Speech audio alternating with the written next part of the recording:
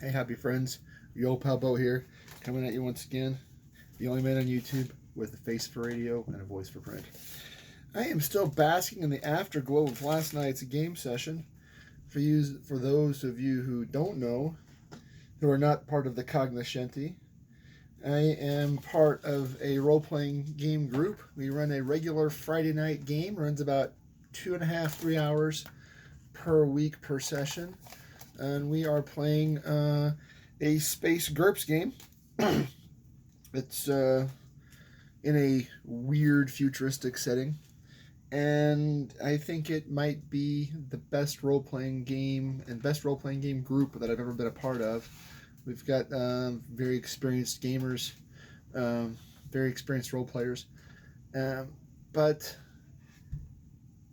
in the after action report, I was thinking about a couple of the snags that I had and trying to find ways to work through them. And one of the big ones again, because in last week's session, we were down a couple players, and I had to try to find a way to um, take care of those two players so that the rest of the party can still have their session. And we ended up with a split party and had to deal with it. Took about probably half an hour to get the two halves of the party back together again. And this was difficult for me, just the way that my brain works and the way I operate. I'm really not good at dividing my attention, and I felt bad.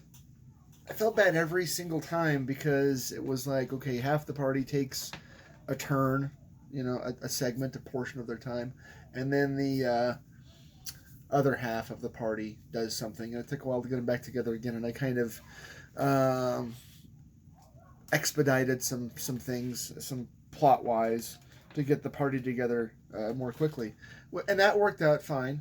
But then again, here's the question for today: game masters, keepers, GMs, DMs, dungeon masters. What do you do when you have to split the party? Or what do you do when the party splits voluntarily? Um, I'm not big on railroading or forcing the players to do anything. So what I'm trying to do is I'm trying to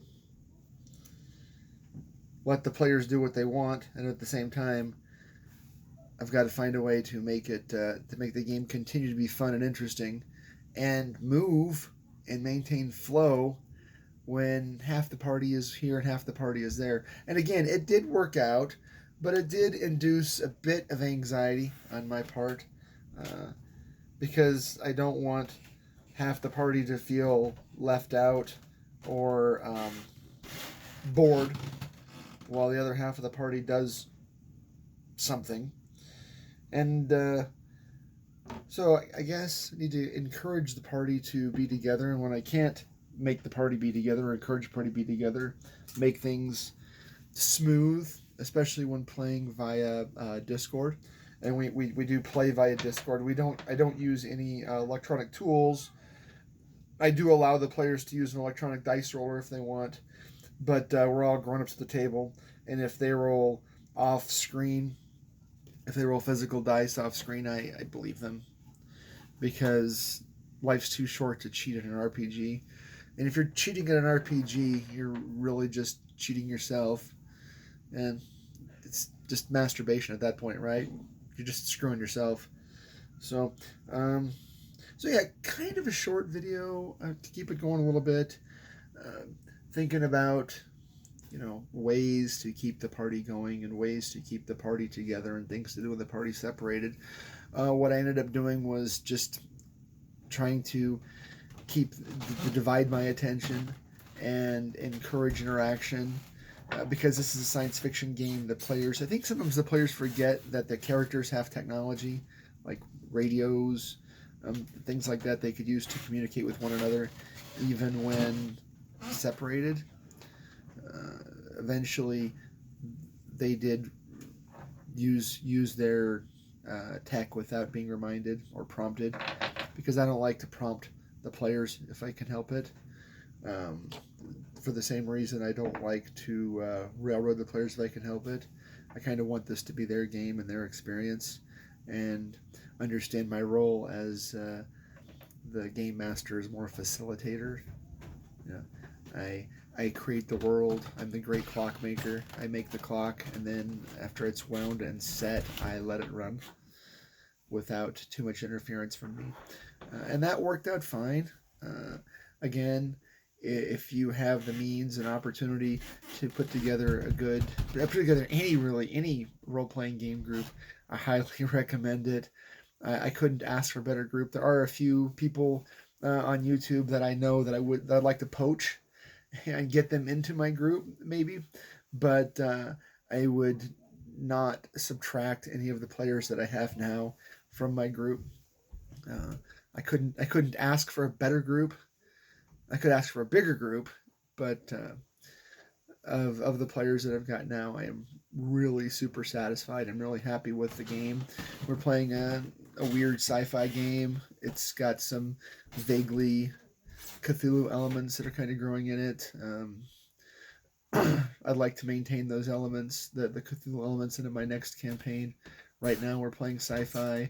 The next campaign, I want to do a sort of a sword and swashbuckler type game with some Solomon Kane elements, sort of an alternate 16th century Inquisitors, maybe a Dark Albion setting where the Royalists stayed on the throne after the English Civil War, and the monarchy became absolute again, and the King of England exercises his authority as head of the Church of England and sends inquisitors all over the world to fight supernatural evil. That's my idea for next campaign, and then after that, I'd like to do a Weird West with some of the same Cthulhu elements again. I'm tentatively calling it Black Powder and Black Magic, and then cap that off with a Bronze Age alternate Mesoamerican campaign where the peoples of Mesoamerica do make bronze instead of having just stone weapons, and sort of some Hyborian type elements, Conan, large cities, black magic, stone pyramids, human sacrifices, damsels in distress, with the same Cthulhu elements from the other 3 campaigns mingled in, so it gives some Easter eggs for the players. That's my, 10-year plan, 15-year plan, 20-year plan.